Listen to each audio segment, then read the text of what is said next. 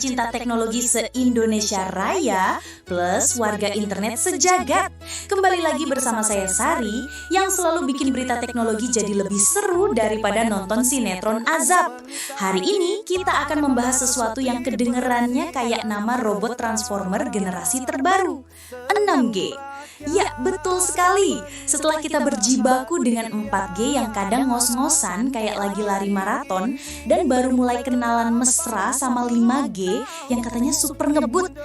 Ini udah muncul lagi bibit-bibit 6G. Ini kayak kita baru aja nyicipin martabak keju, udah diiming-imingin martabak emas 24 karat. Edan! Bagi kalian yang matanya awas, mungkin mikirnya, wah 6G pasti buat nonton video 8K tanpa buffering, download film bajakan makin kilat. Oke, itu ada benarnya juga. Tapi dari sudut pandang kami, para pemilik mata batin yang lebih sensitif terhadap teknologi suara, 6G ini punya potensi yang lebih wah sekaligus wih. Bayangkan ya, sekarang kita pakai 4G atau 5G.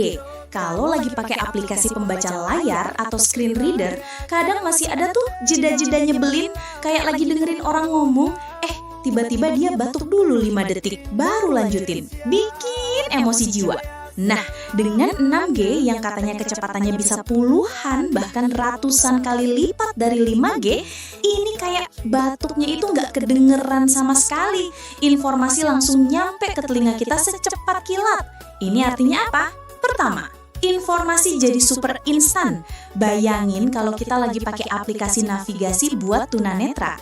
Sekarang aja udah lumayan canggih, bisa ngasih tahu belokan kanan kiri. Nah, kalau pakai 6G, mungkin dia bisa ngasih tahu ada lubang di depan sebelum kita keinjak. Atau mungkin bisa bisikin, itu warung sate lagi diskon. Real time banget, kayak punya malaikat penjaga informasi pribadi. Kedua, interaksi virtual yang lebih real. Kalian yang suka main virtual reality atau VR pasti tahu kan kadang suka ada lag atau patah-patah gitu. Nah, dengan 6G mungkin kita bisa masuk ke dunia virtual itu tanpa ada gangguan sama sekali. Buat kami, ini bisa membuka pintu ke pengalaman yang selama ini cuma bisa dibayangkan. Misalnya, kita bisa meraba tekstur benda virtual lewat umpan balik haptik yang super detail dan real time. Kayak beneran nyentuh sutra, padahal cuma megang tongat. Gokil! Ketiga, potensi tele-everything. Telemedicine, tele-education, tele-shopping, semuanya bakal makin canggih. Buat kami yang mungkin mobilitasnya terbatas, ini bisa jadi jendela dunia yang lebih lebar lagi. Kita bisa konsultasi dokter spesialis di ujung pulau sana tanpa harus keluar rumah. Kita bisa ikut kuliah online dengan interaksi yang mulus kayak di kelas beneran. Kita bisa merasakan produk yang mau kita beli lewat sensor-sensor canggih. Asal jangan sampai telehutang online aja yang makin lancar. Tapi nih, ada tapi nih. Namanya juga teknologi baru, pasti ada tantangannya. Yang pertama jelas soal infrastruktur. Mau bangun tower 6G di mana lagi? Di atas awan? Di tengah laut? Jangan-jangan malah numpang di atas kepala cicak yang lagi ngintip di kamar mandi tadi.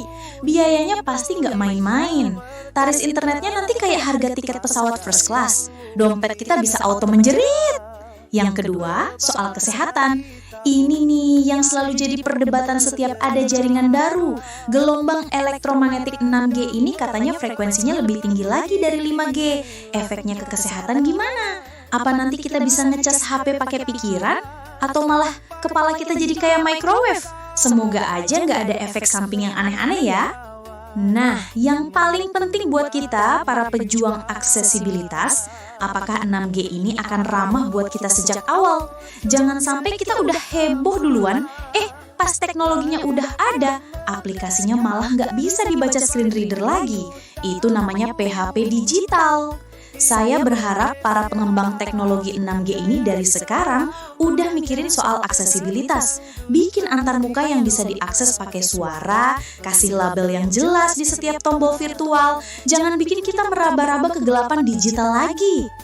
Jadi begitulah gambaran singkat soal 6G dari kacamata atau lebih tepatnya dari telinga seorang Sari.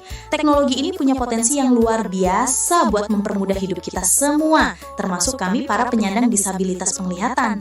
Asal, yaitu tadi, infrastrukturnya siap, harganya bersahabat, dan yang paling penting, aksesibilitasnya jadi prioritas. Kalau 6G ini beneran terwujud sesuai harapan, mungkin nanti saya bisa melihat dunia ini dengan cara yang belum pernah saya bayangkan sebelumnya. Mungkin saya bisa merasakan warna lewat getaran atau mencium aroma bunga virtual lewat sensor di tongkat saya. Siapa tahu kan? Teknologi itu kan ajaib.